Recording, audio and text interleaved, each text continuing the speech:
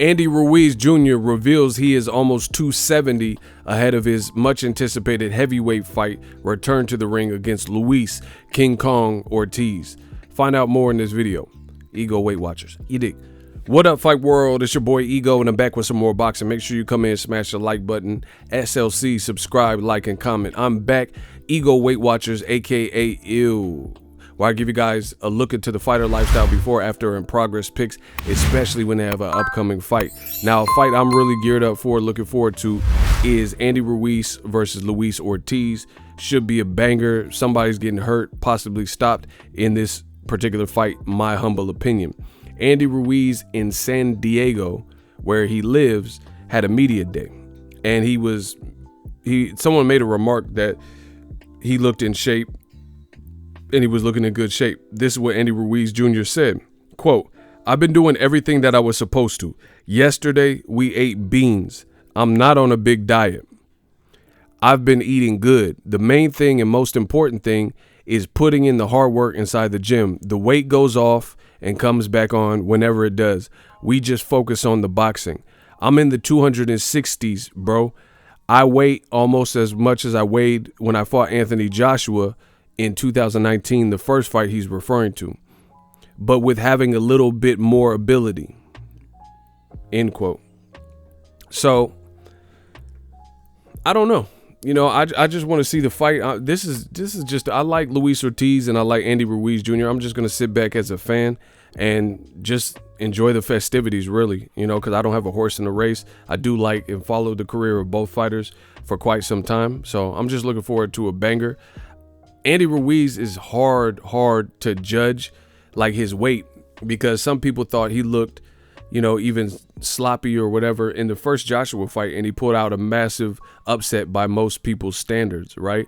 And then he put on more weight in the Joshua rematch, and I was somewhat surprised by it, but I thought it was some kind of gimmick or trick almost. I thought he was in better shape because he had a big like sombrero on, and he had like pants, like he had his pants on and stuff like that. So I thought he put weights on the hat. You know, I thought it was a little bit of skullduggery, but when you look at his actual performance, you could tell he really wasn't, you know, overly training. It didn't look like he was dedicated. The money got to him, the fame got to him, the newfound exposure got to him, and it looked like he was on cruise control. I truly believe I picked him to beat Joshua in both fights.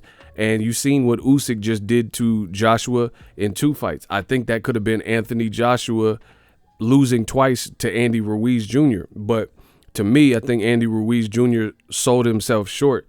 So I'm not going to over speculate. He looks motivated, and I got to take him at face value. Luis Ortiz is definitely a dangerous fighter, dangerous southpaw out of Cuba. That's not someone I would take lightly. So I hope Andy Ruiz Jr. diligently trained and got his head in the game, because I think he's going to need it.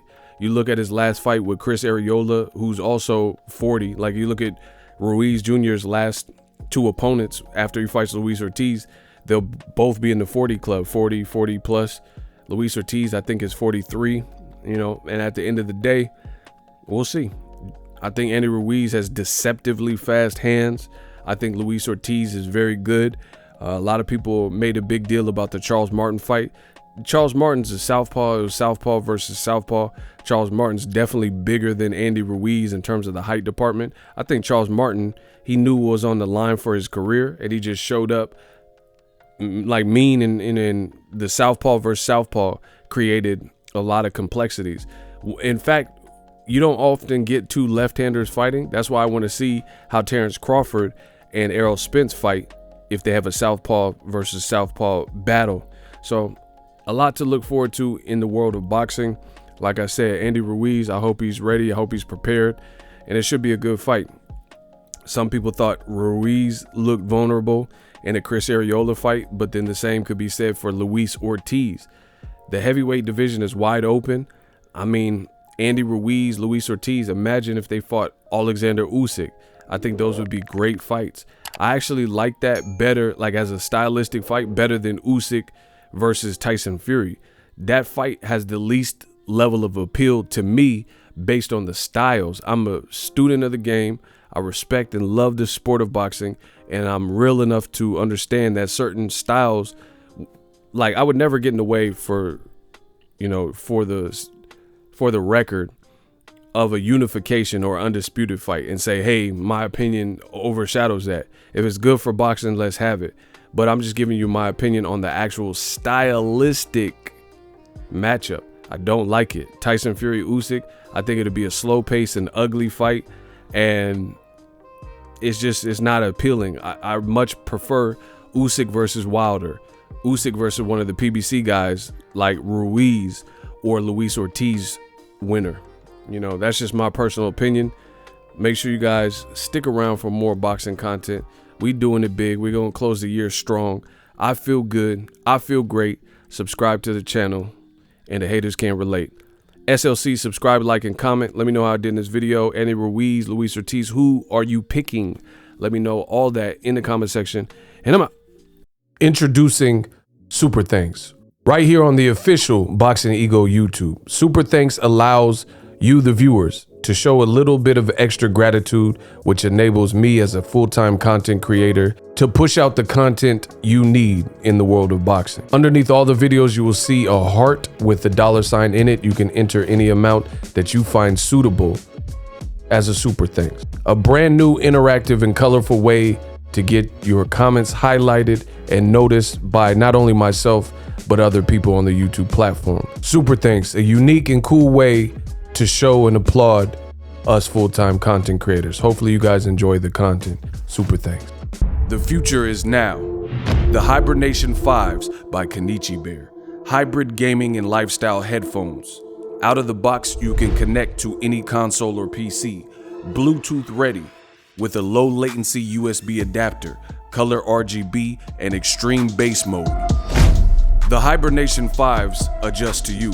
Whether you need a gaming, travel, gym, or lifestyle headphones, the Hibernations got you covered. The new Hibernation 5s, link in the description. Customize the way you hear the world. Welcome to the nation.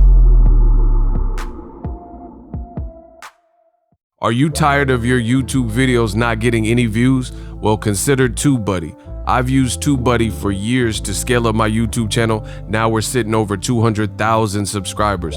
TubeBuddy is a browser extension that offers a ton of built-in productivity and time-saving services to take your channel to the next level. Use my link in the description to get started with TubeBuddy and level up your channel faster. We working.